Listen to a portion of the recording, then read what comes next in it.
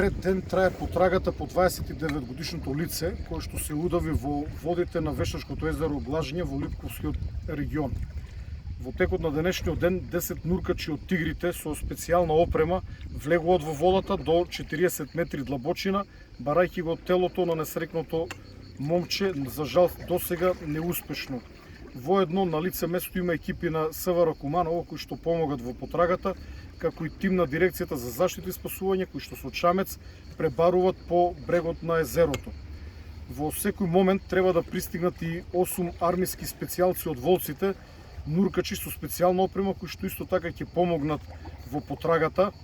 За жал местото е многу лошо, брегот е исклучително стрмен, само неколку метра после брегот веќе длабочината е повеќе од 20 метри, така што за да се олесни потрагата се јавија двајца ентузијасти од Охрид, од Сдруженијето на граѓани Екотуризам 2016 Охрид, кои што со специјален дрон, подводен дрон, помагат во потрагата и детектиравме неколку места каде што потенцијално би можело да биде телото, каде што сега ќе влезат нуркачите од тигрите.